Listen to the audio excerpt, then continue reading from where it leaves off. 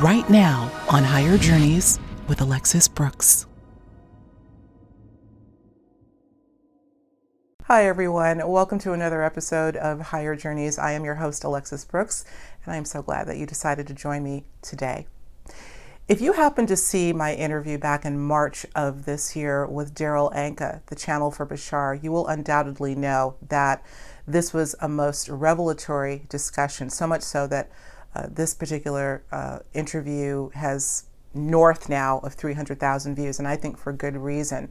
We talked about, or I should say that our discussion was based on a channeling that Daryl had done back in December of 2019 with Bashar, in which Bashar, let's just say, presaged what would invariably occur in the months to follow, as we all know.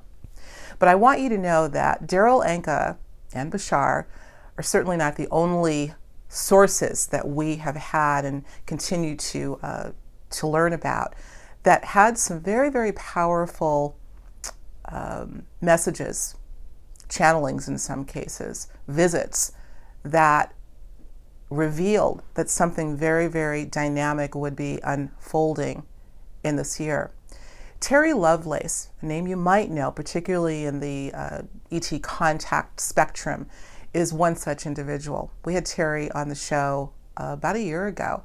Terry is a former lawyer, assistant attorney general, and more recently an author, and most importantly, an experiencer of what he learned would be lifelong contact with non-human intelligence.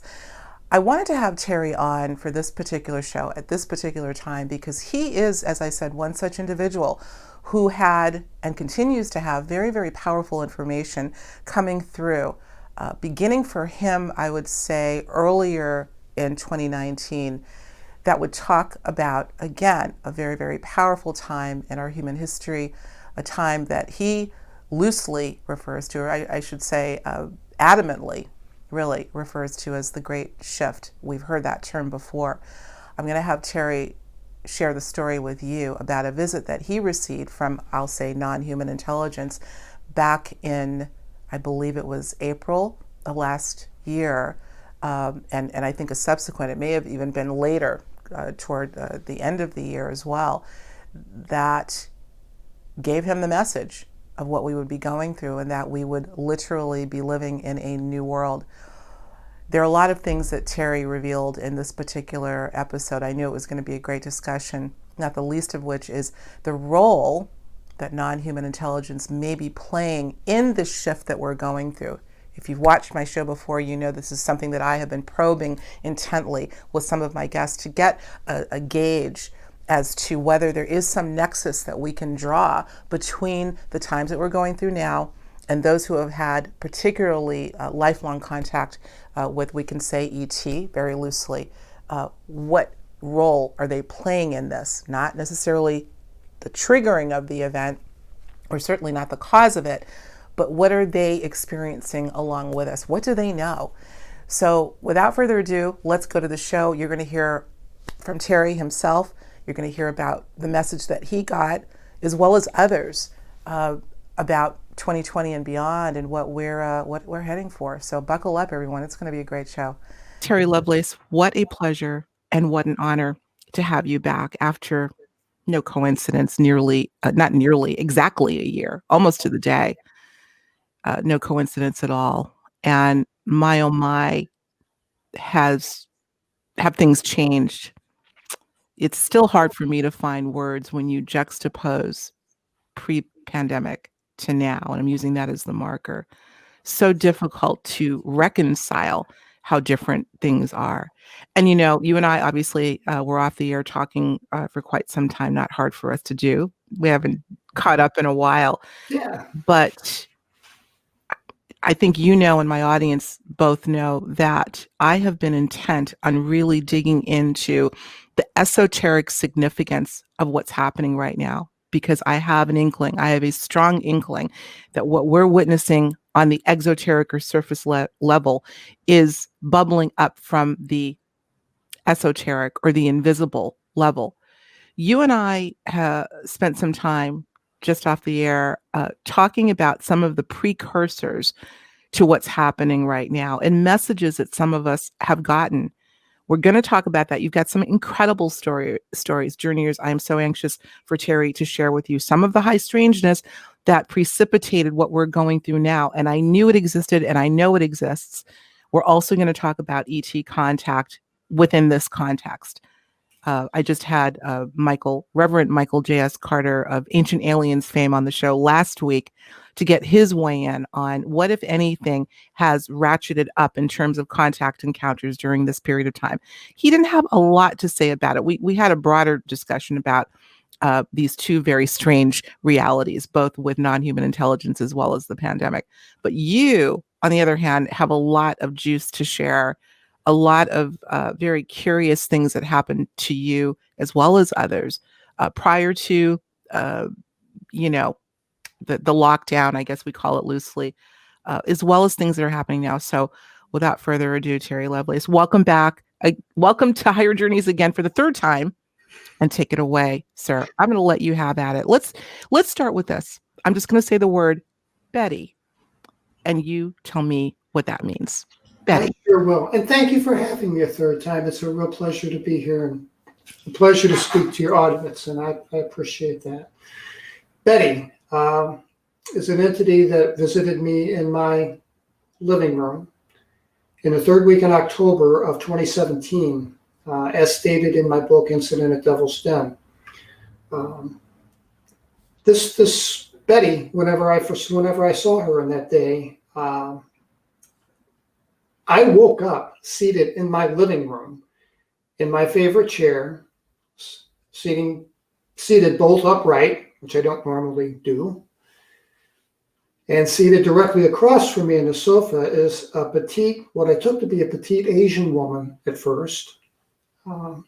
She wore all black. She wore a black top with long sleeves, two very long sleeves to disguise four very long, kind of ugly fingers, to be candid.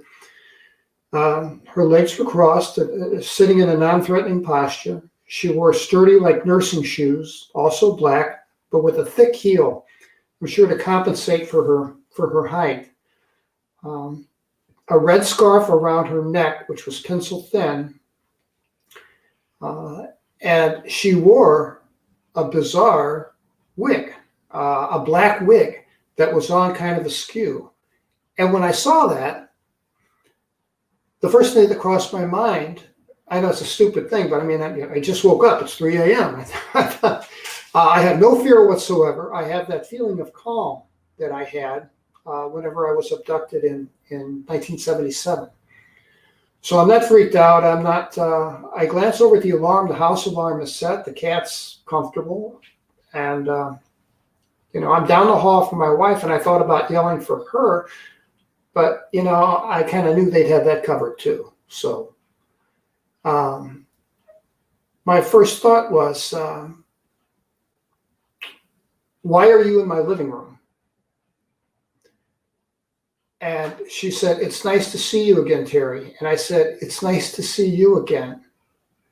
And I felt this familiarity, and I I thought, we communicate telepathically. I thought to myself, my God, I wish she'd take off that stupid wig, because it was obviously a cheap, unkempt wig. And those glasses, she wore large, oversized sunglasses. The way she was dressed with the wigs and the glasses, I mean, had she walked the streets of downtown Dallas, I doubt if she'd drawn a second look. But once she took off those glasses, even before she took off the wig, I recognized her immediately. Now, I referred to her in the book as Betty because she reminded me of Betty Rubble from the Flintstones. But once she took the wig off and the glasses off, I recognized her as being an entity that I knew from my childhood as Sue. I had called her Sue in my childhood, ages 4 through about 9, when they would intermittently take me. I called her Sue because of her resemblance to a Japanese lady who lived in back of us, who we all, as neighborhood kids, called her Sue. So Betty, or AKA Sue, spoke to me for the first time in my adult life in October, third week in October, 2017. That's when she told me that the thing in my leg that you can see in the x-ray would be removed. And it was on November 17th. I have x-rays to show that. But let me skip forward to my second meeting with Betty, AKA Sue. And that happened November 21st, 2019. I was in my studio writing, drinking coffee, wide awake, and I became aware of a presence in the room. I felt eyes on me. I also felt an odd buzzing sensation. And I turned to my left, and she didn't wear a wig, she didn't wear glasses, but she did wear the same black clothing, and I recognized her immediately as being Betty, or Sue. And we communicate telepathically. I've never seen her open her mouth, but I can hear her inside my head with crystal clarity. Again, we've never had long conversations. She's never been exactly, taking questions. It's been pretty much her communicating to me what she thinks is important. And my first thought was, my God, it's good to see you again. I feel this kind of odd and inexplicable fondness for her. Maybe love in a maternal way, not a romantic way, but in a maternal way. I feel very close to her. And her response was, it's good, always good to see you, Terry. And I asked, well, may I ask, why are you here? And she says, there's some things I want you to know. And our encounter was very brief. Our encounter was, on April 1st, there will be a change. On April 1st, or? Pardon me, I apologize.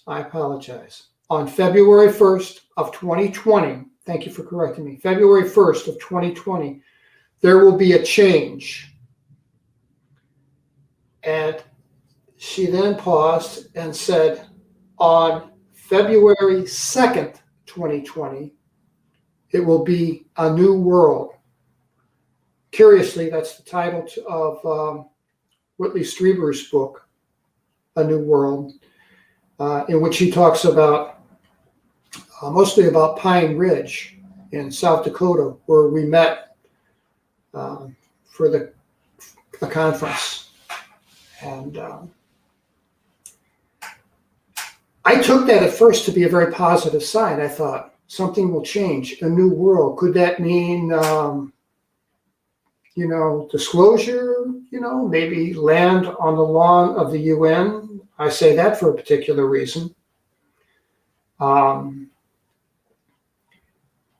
then immediately thereafter, I felt overcome with sadness. I felt very sad. And it's unusual for me to feel an emotion without being able to tie a cause. There's got to be causation. And it sunk in that the message that I received may not have been positive at all. It may have been a warning. And by morning, I went back to bed. By morning, I took it to be a very strong warning that things were going to change. Now, this was November of 2019. In the first week in December of 2019, I contacted a gentleman named Kevin Briggs, who you may know. And Kevin and I were with Whitley at Pine Ridge in South Dakota for that conference. And I told Kevin, I said, I have a visitor and some very strange news. And he said, there's a message that needs to be out there, and that is that on February 1st, ET will land at the United Nations building and seek an audience with the United Nations. Now, this is not my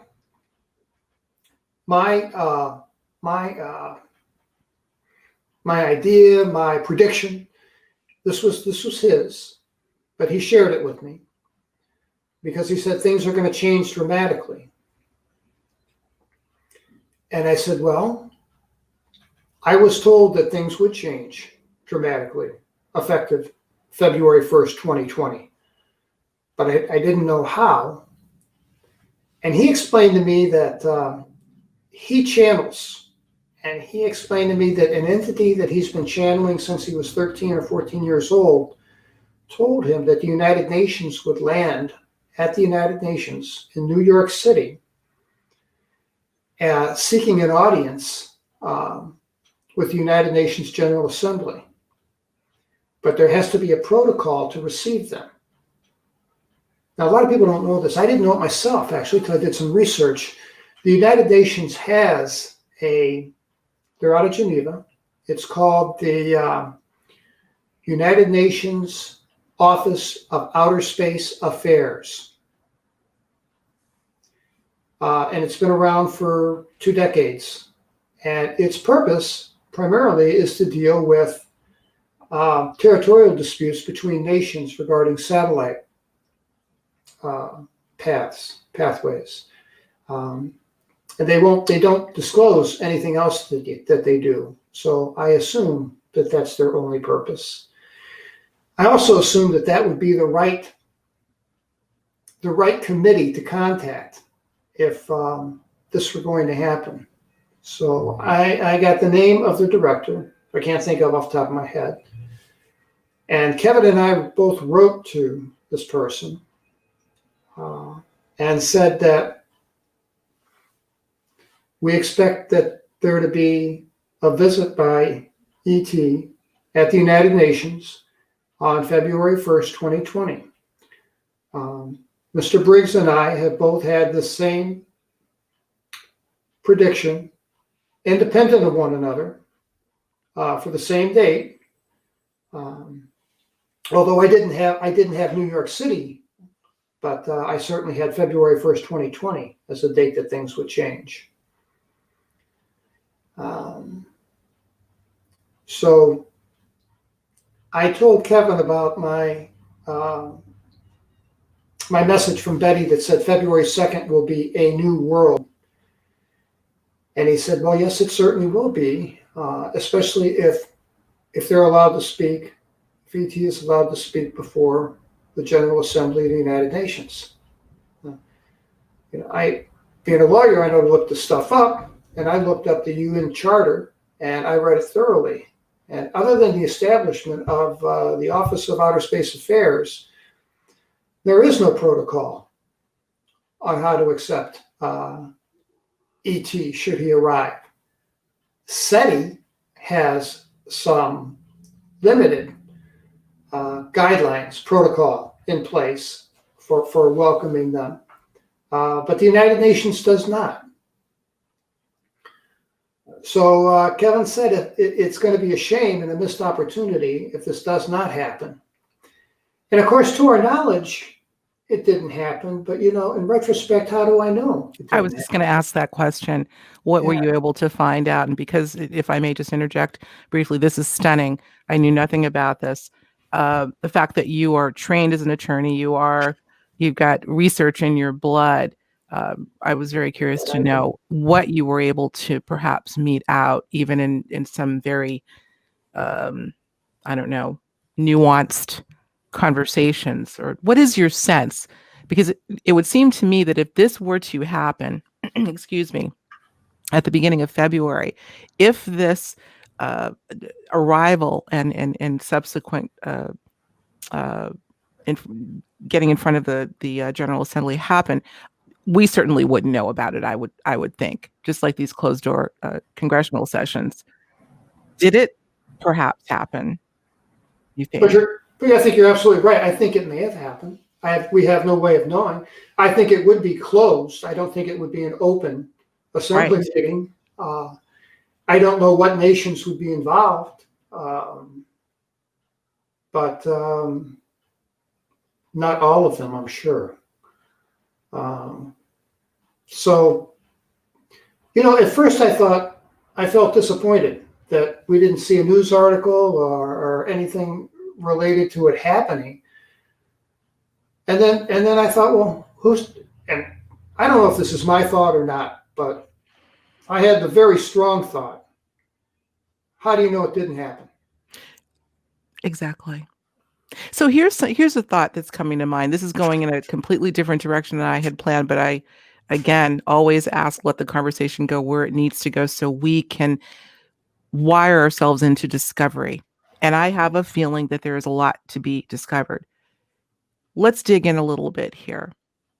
A lot of people, not necessarily me, but I know conversations have gone on with various researchers who have said that this pandemic may be a diversion, as per usual with a lot of events, from something else, a distraction from something else that's going on. I have had this sense, and I don't know how to connect these dots, that there is somehow a connection between this entire period that we're going through. And I'm not just talking about the pandemic. I'm just talking about the overall tumult that this planet has brought us into, not the planet itself, but the circumstances for which we're in. And the high strangeness of other worlds has something to do with it. Yes. Let's dig in a little bit. Has that occurred to you at all, Terry, that perhaps, and again, I am not at all alluding to the fact that what we're going through is not real. I'm not going to get into that conversation. I think there's something very real going on, obviously, but there's something else going on. And I'm trying to connect some dots here. And this is the first time I've heard somebody even imply that this could be the case. It's what I refer to as the other shoe to fall. And I believe that. I got to tell you, in January 15th, actually, I can give you the day. My wife and I spent $600 on food and water. I installed motion detector lights. I installed an 8-foot stockade fence in the back of my yard. I felt motivated, almost obsessed with the idea of my family's safety. I don't want to sound like a nut, but I keep some firearms handy I do live in Texas after all, for the protection of my household, the protection of my family, because I am absolutely scared to death that we're going to see ugly, awful civil unrest. Mm-hmm.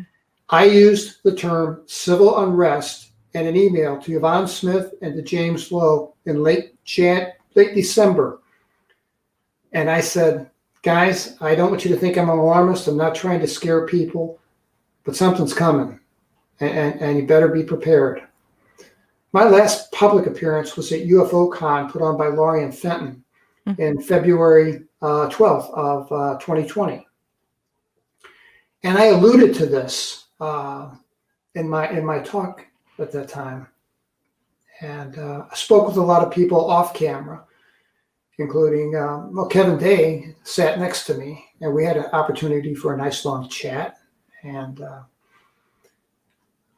lots of other people that I probably shouldn't name without their permission, but I can tell you that there are a lot of people out there that have this thought.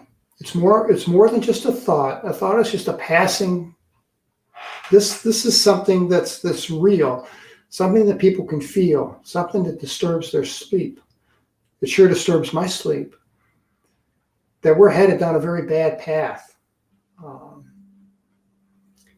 I predicted and have predicted since January that beginning October 1st, would be the beginning, and that the violence would crescendo on the day of the inauguration, that there would be widespread violence on November 3rd, the day of voting, and the day afterward.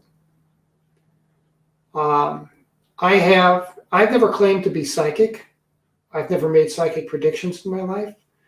But I will say this, since about mid 2018, I'll call it my intuition. My intuition has been spot on and through the roof. So for what it's worth, I don't see either Joe Biden or Trump at the inaugural. Wow. I see someone else. Wow.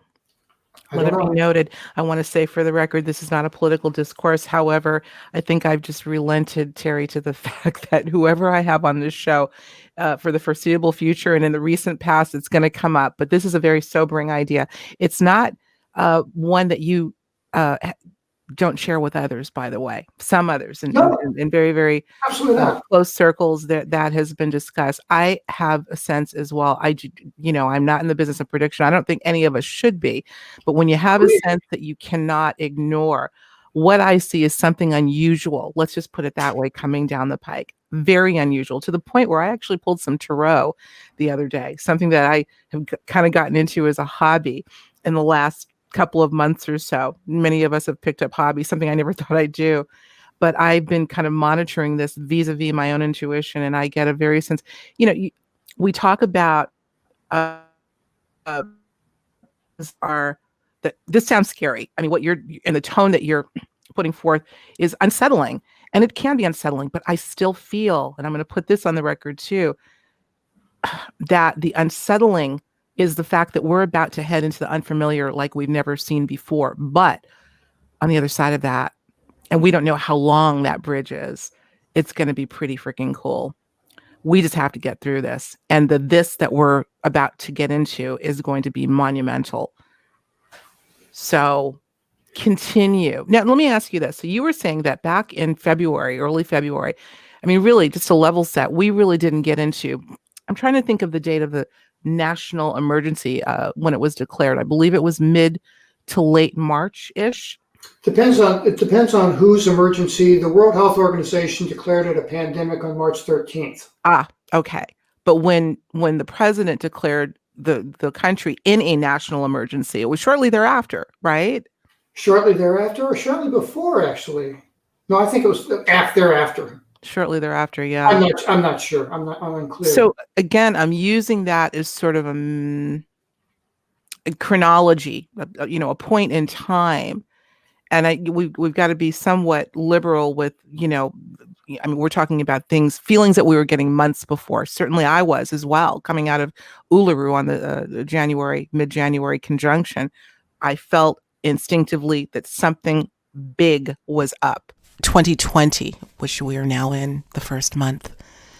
My, does the time fly. And this conjunction that took place, this so-called shift, we use that word so loosely these days, and yet I don't know that there's any other way we could put it, because I have a feeling there's going to be a lot more. I think it's going to be perhaps a delayed, for a lot of people, a delayed effect or effects, series of effects. This is big, guys. So let's carry onward. Let's see what unfolds. Expect the unexpected. It's on the record. I did a show. I had to come back and do a show called Expect the Unexpected. You got your visit. Whitley has talked about it. We've talked about it. Whitley and I have talked about it. You've talked to Whitley about it. Now you mentioned the UN. How can we thread these things together, Terry? What does non-human intelligence possibly have to do with what's going on right now, from your estimation? I think there's a bigger influence than we're aware of. I also think that there are, and again, I want to be clear to your audience, please. I'm not trying to frighten anyone. I really have very little respect for people that sell and peddle fear. That's not my objective whatsoever. But I do want to be absolutely candid with you and truthful about what I've experienced. As far as what ET has to do with this, I really feel that there are competing factions at play here. I feel that I've received some help in that regard. I had the compulsion to stock up on groceries, to make these changes to my house for my own safety, defensively, of course, not offensively. I also had, which in retrospect is a little weird, I woke up and I had this compulsion, obsession with gold. And I thought, boy, I should keep our gold locked up someplace else. And I couldn't get this obsession of gold off my mind. And I'm reading, I'm watching TV. The word gold keeps coming up all day long. I spoke with a friend of mine who's a psychic from Montana. Her name is Phoenix. Phoenix called me and said that I was on her mind and that she had a one-word message for me that she didn't know if it would make sense or not. And I said, well, what is it? And she said, gold. Not surprised. Not surprised. I sold a great deal of assets. I liquidated a bunch of stock. Luckily, I liquidated a whole bunch of stock. And I bought a large amount of interest in gold and silver. I'm not a financial advisor. I'm not advising anyone to do that. I just want everyone to know that I was under this compulsion, wherever it comes from. That's the object of the exercise, the compulsion.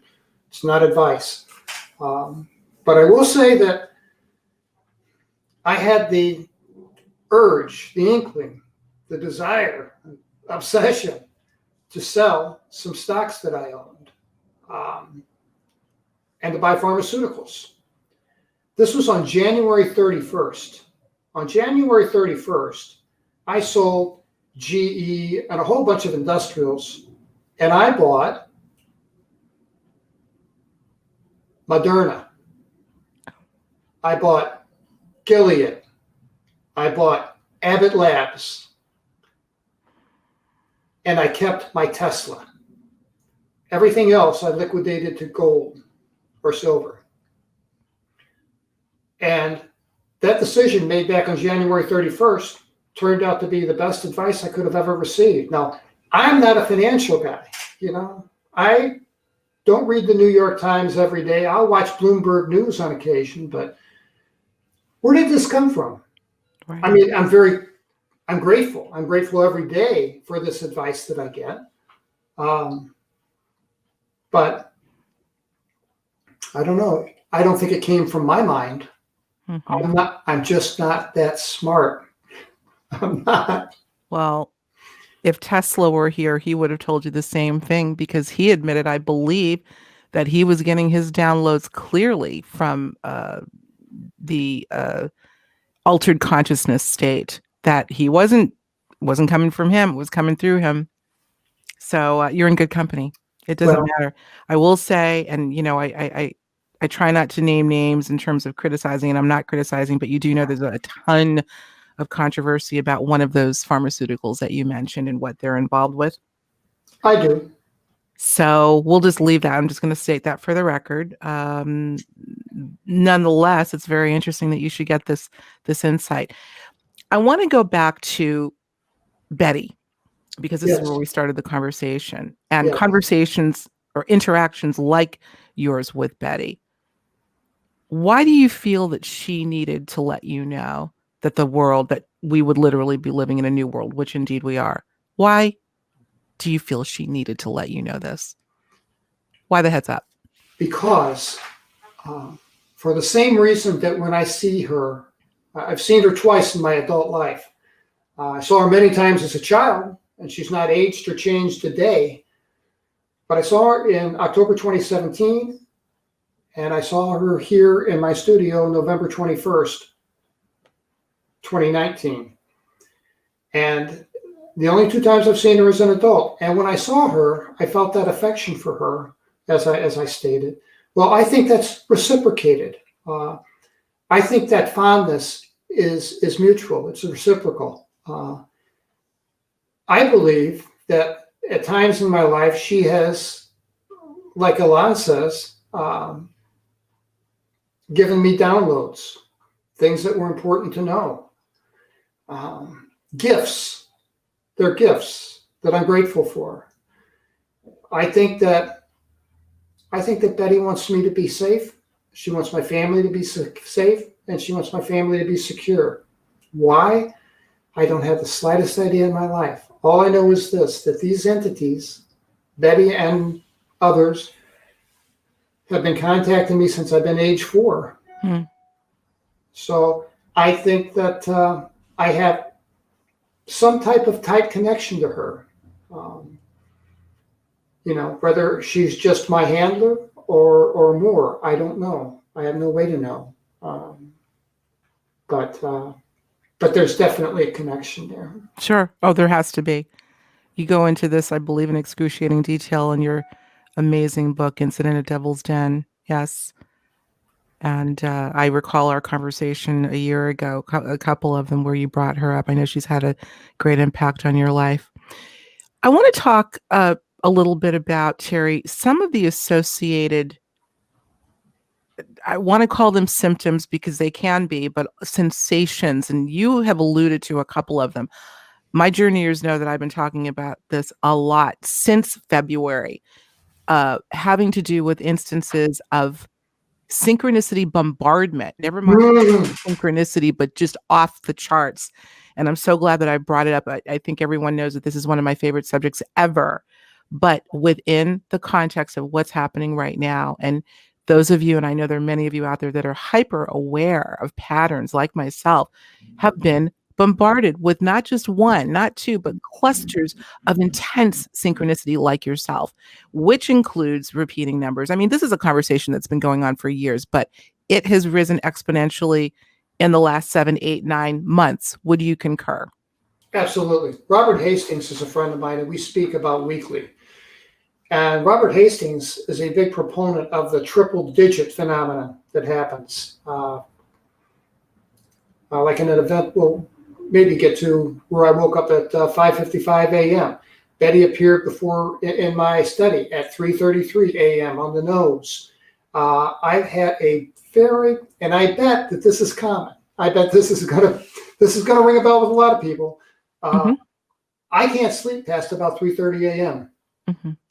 I get up 3:30 a.m. I wander around the house. I write. I do things, and by 5 o'clock, I'm exhausted. I can go back to bed. Usually, go back to sleep. But something about those hours. I did have an event too that I don't think I've mentioned, but I have some photographs of. I went outside at 3:30 a.m. and have no memory of it, and took some photographs of the moon and some strange photographs, and came back inside and went back to bed. Now, when I woke up, I didn't remember doing that, but as I woke up and had coffee, I thought, yeah, didn't I wake up? I did wake up. And sure enough, there was grass in the bottom of my bed that I had tracked in on the bottom of my feet. I know I'd been outside. I had the photographs. And when was this? How long ago? This would have been September 2019. All sort of in the lead up to In the lead up to invariably it, happened. yeah. We talked about you're getting regressed, and I know that I'm hoping that we'll have enough time to get the story in with the amazing revelation that you traveled 6 flights up at an ungodly hour.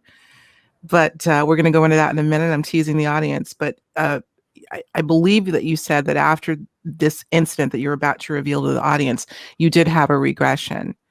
But in terms of the stuff that's going on now, including your most recent visit with Betty, have you had any regression work done to try to get some additional information about what's going on right now and with you? I've had none. The person that regressed me is probably my best friend. He's an MD. He happens to be practice psychiatry. But we haven't met face to face since my regression back in December. Then I was out of town. I was in Los Angeles for most of December. I was in San Francisco for February. By the time I got back, COVID was kind of out of control. He's 70 years of age and does not want to risk. He's doing all of his practice by Zoom, and Zoom he didn't feel was appropriate. The appropriate method to do a regression. So we're going to have to wait until we can get back together and do that in person. But I did have a very amazing regression that I forgot to mention was fully recorded. It was recorded both by audio and visual with a camera in his office in Dallas, Texas. He's also board certified, I should add, so he's not an amateur. Interesting guy. Just real quick, he was taught in medical school, more or less, that people that see UFOs or identify with aliens are delusional, or from a Freudian approach, are seeing this as a response to some other emotion, or it's indicative of a behavioral disorder. Today, back then, they used different terms. But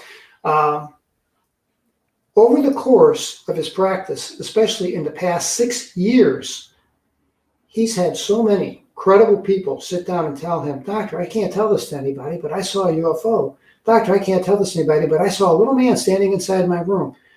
And what he does is he accepts that information, processes it, makes note of it, and then proceeds to question them. And these people seem rock solid, and they all have some degree of need. They're in front of a psychiatrist for care for some reason, depression, anxiety, whatever. But none of these people were psychotic. None of these people were delusional. And that blew him away because collectively, he could not account for so many people having experiences with so much commonality and being so truthful and testing as having no problems with delusions or any kind of psychopathy, that he started attending MUFON meetings. And I met him at a MUFON meeting in Dallas. So that's how you initially came into contact with him, you're saying?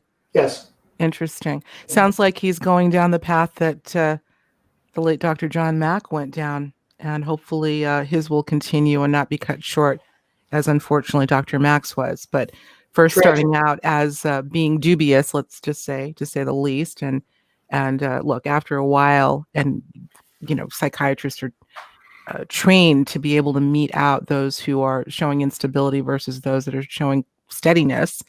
After a while, you've got to relent, and I can only imagine how much of a head trip that had to be for him. But clearly, yeah, it had to be. It still is for me, frankly, even with my own experiences.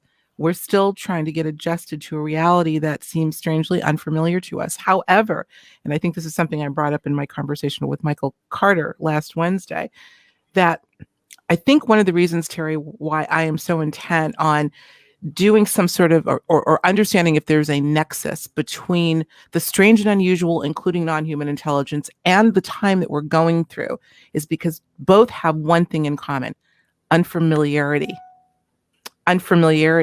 Both have something else in common: high strangeness.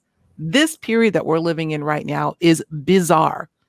It's not just, okay, pandemic, it's happened before, but all of the things that have come with it, all of the conditions, all of the shifts in lifestyle, including some of the good things, are unfamiliar territory. And so, as I said, as ubiquitous as the beings I feel have been in our history, and I do feel that they are everywhere, both on terra firma and outside of it, how could they not have some play? I want to be careful in the way I'm saying this, because I don't want to give the impression that they're to blame or, behind this. That's not what I'm saying. But there is some sort of a sharing or an understanding, or perhaps in some of them a foreknowledge that this was coming. Something. They're aware. They have to be, and possibly more.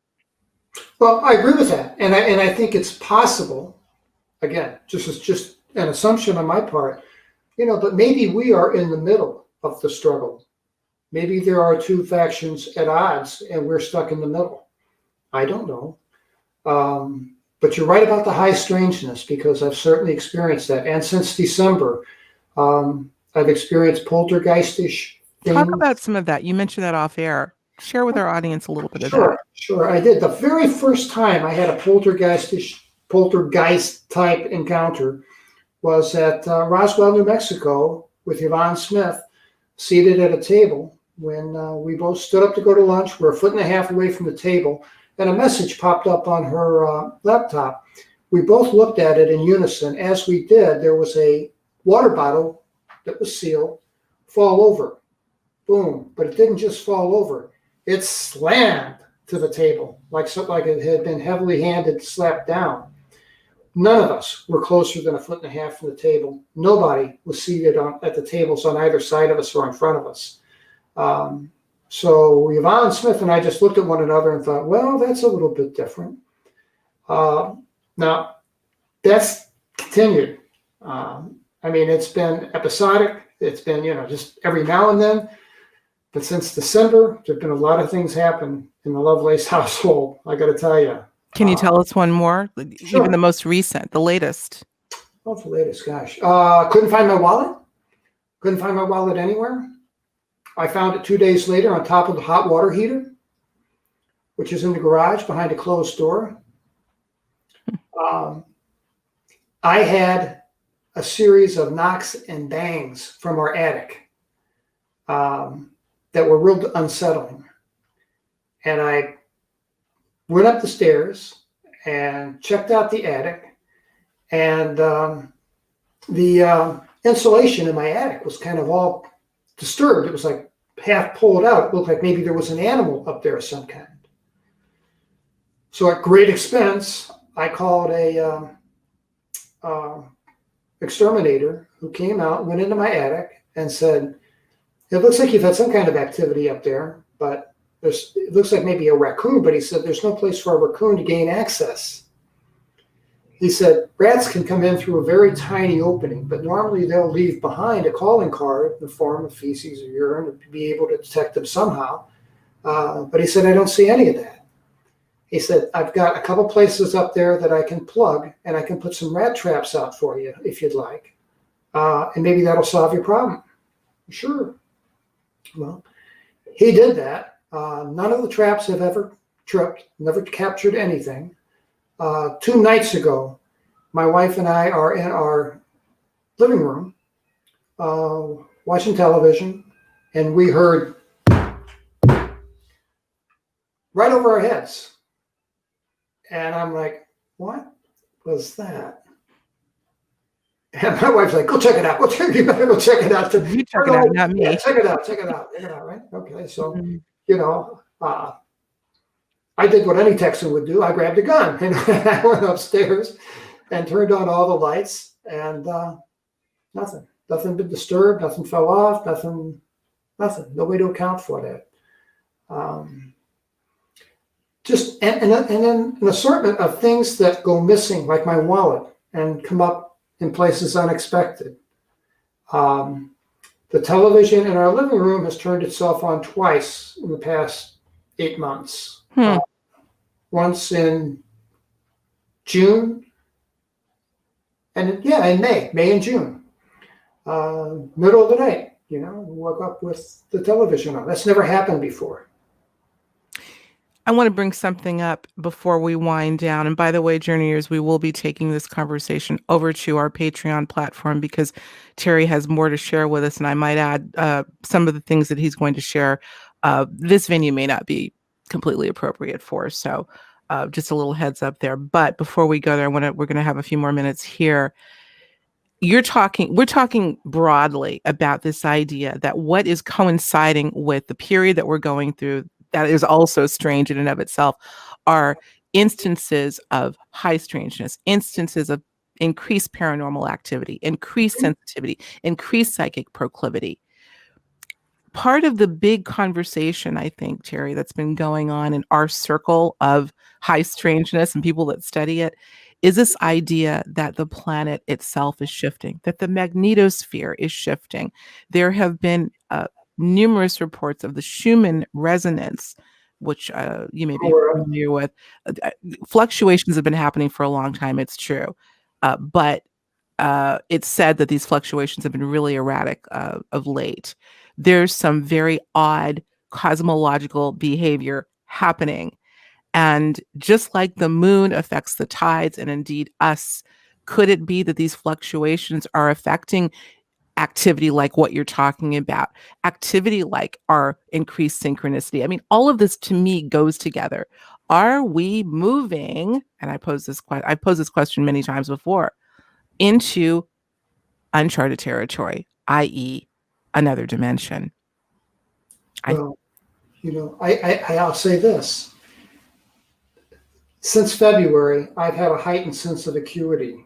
I felt sharper mentally than I felt in a long time. I don't know where that came from. Maybe that's another gift. I don't know. But yeah, something is changing. I'm changed. I feel changed. I feel like a different person since January 1st of 2020. So I hear you. Ditto, by the way. These are the things that I have been, as they come to me, putting out to the audience. And I know we're going to get a lot of great comments from the journeyers on this one. A lot of people are feeling this exacerbation of these features, let's just say broadly, because everybody's situation is different. But I'm finding a common thread in mental acuity, psychic acuity, synchronicity, upheaval, and all sorts of things. Let's talk about ear buzzing. I can't let you go until we approach that. I'm calling it ear buzzing. I've called it white noise. As a matter of fact, Harry, I'm so sorry that I was supposed to be on a panel over the weekend. Portal to Ascension, shout out to you. I hope you guys had a great Portal to Ascension Conference 2020. I was supposed to be on an experiencer panel on Saturday and I had to back out. Why? The noise in my ears that have been sustained since February 24/7 was about as loud as it's ever been. I couldn't focus, couldn't concentrate, and I had to back out. yeah. Many people, both from my show as well as individuals I know personally, have said that they're having a very, very similar anomaly happen. I'm talking about something that I would roughly describe as a white noise. I have it right now as I can hear it through my headphones. I can hear it. Very, very unnerving. Subtle vibration. There seems to me like an inner ear subtle vibration to this. I think I'm an expert on tinnitus in that I had irreparable damage to my hearing when I was active duty because I was on a flight line where there were a lot of aircraft and we weren't given hearing protection. So I do have tinnitus. My hearing loss isn't all that great. This is different than tinnitus. I have that too. So I can tell the difference. I can absolutely tell the difference. It's not a ringing, it's more of a buzz. And there's to me, there's almost a vibration to it. Sure, I would say so. I've struggled to describe it because there's no way if I could just take a tape recording of my inner ear and play it for you, that would make it so much easier. But by virtue of the way other people are describing it, have described it in their own experience, it sounds very similar. I would equate it to snow. Remember in the olden days before cable on television, when we lost signal, we'd get a snow. Obviously, the white noise would be visual as well as the sound of snow, because you're not tuning in. That's what it sounds like to me. That's another way I would describe it. Both ears, 24/7. The only thing that fluctuates is the loudness. It's always there. And just real quick, number one, I agree with that. Number two, do you know that what that white noise is? There were two General Electric scientists in the late 60s. They won the Nobel Prize for this. They discovered that white noise is heard from every direction throughout the universe.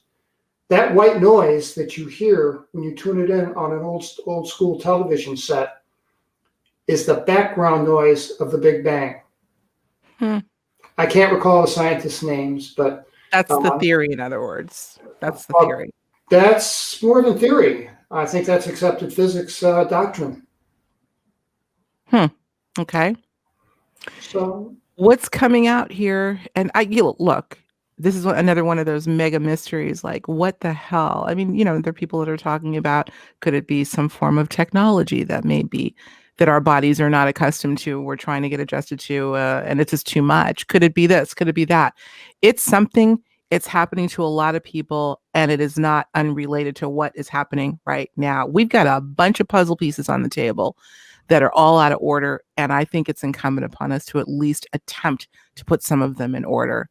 I agree. I have one more to add, if I may, real quick. Absolutely. I have a couple good friends in the NDR community, and we talk now and then, and we talked back in December, and this one friend of mine who had had 2 NDR experiences from the same event says that within the NDR near-death experience community, there's a growing sense of anxiety and growing sense of impending change was the word they used, impending change. So if there are any NDR experiencers, or NDE, you mean? NDE, did I say NDR? Yeah. I think you invented a new one. I invented a new one. Or near-death researchers would be NDR, but we know what you're talking about. Thank you. I appreciate that. Near-death experiencers.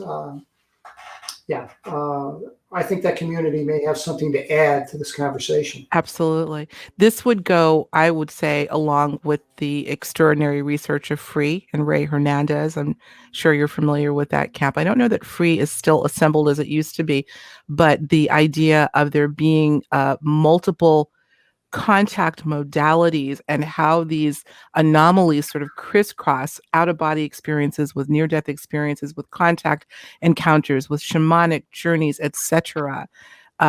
They all seem to leave the experiencer with a measure of insight into the invisible that others don't have. So for you to say that, I'm not surprised at all. I'm not surprised at all. Wow. I had my NDE friend gave me one piece of advice. He says, well, I'll tell you how you'll know when you're dead, because the buzzing will stop. I thought I don't know if that was said in jest, but I don't think so. The buzzing will stop, as if to say that because not everybody has it. Not everybody has it. Not everybody hears it. Do you have it? Yes. I have the tinnitus. And how long have you had it? But not the tinnitus, the buzzing. No, not tinnitus. I'm talking about the buzzing, because they're 2 distinctly different things. Absolutely, they are. Yes. June of 2018 is about the time this began. Yeah.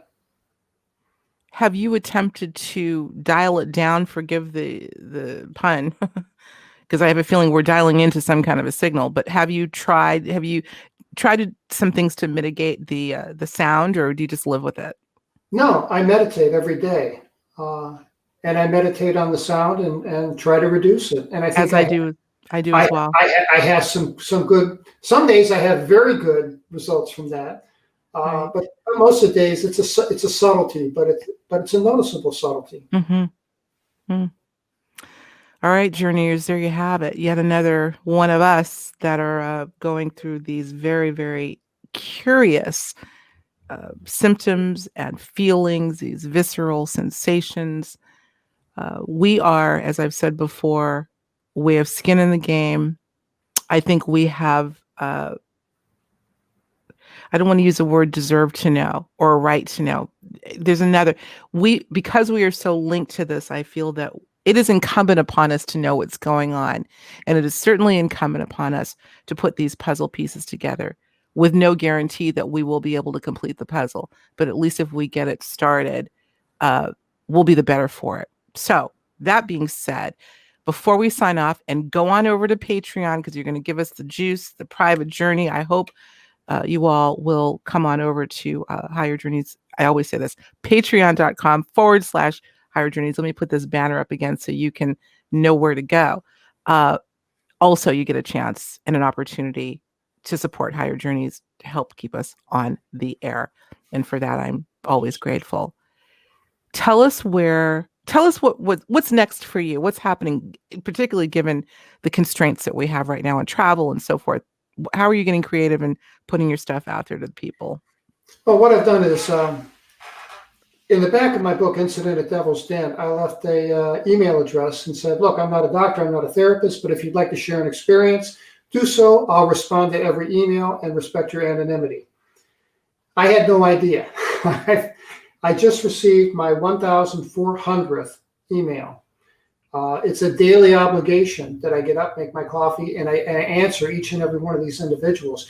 But there's been a change, and that is that since about November of 2019, I've been receiving these messages from people, these emails that and you know, there's a thread of commonality that's so cool that runs through that. They all start with the first paragraph that's a disclaimer. I think you and I talked about the disclaimer earlier. They always start with, please don't think I'm crazy. I wasn't high. I wasn't on drugs. You know, I've never had a head injury. I mean, they add this disclaimer paragraph at the very beginning, and then they proceed to tell me the most amazing stories. And I can tell you one, if I don't know how much time we have, but I've received. Why don't we save that for the after show? Because we got, Sure. yeah, because we're a little over right now, but because you know I could listen to your stories all day. You've got so many. So pause on that. We're going to save it for the after show. Come on over, everyone, so we can continue the conversation. Terry, do you have a website? I do. I have an ill-kept website. It's terrylovelace.com. Very easy. Yes, it's totally out of date, but it does have my book, and it does have some amazing photographs that you may have never seen before, including the x-rays of the implants in my leg, a hand drawing that I made in 1978 of the craft that took us in 1977, and just a variety of very interesting images. So please visit. I also have Incident at Devil's Den on Facebook. My Terry Lovelace Facebook page, I can't accept any more friends on, unfortunately. I've hit my limit. But hit me up on Incident at Devil's Den on Facebook. I try to always post my shows and things ahead of time, so you'll know where to find me. Excellent. Thank you, Terry. Oh man, get ready, buckle up, folks. Buckle up, Terry. You're already buckled up, I can tell. You can't see the seatbelt, but I know it's there. And I love the fact that you wear that seatbelt with pride and still with a smile on your face. That's why I love you. You're the man. Continued Godspeed to you. Keep us posted, please, because I know that I was saying months ago, we're only at the tip of the iceberg. I believe we're now in the iceberg, but we're still at the top. So we got some depth to go. And I know somehow, some way, I always say, regardless of how crazy it seems, the universe is in charge and universe is all good. I feel universe knows exactly what it's doing. So at the end of the day, let's trust in that. Right? So, absolutely. All right. Terry, thanks, man. Hang with me. Don't hang up. I'm going to say goodbye to the journeyers, and hopefully I will see you right on over on Patreon. That's Higher Journeys on Patreon. We'll talk to you soon. Bye. Thank you.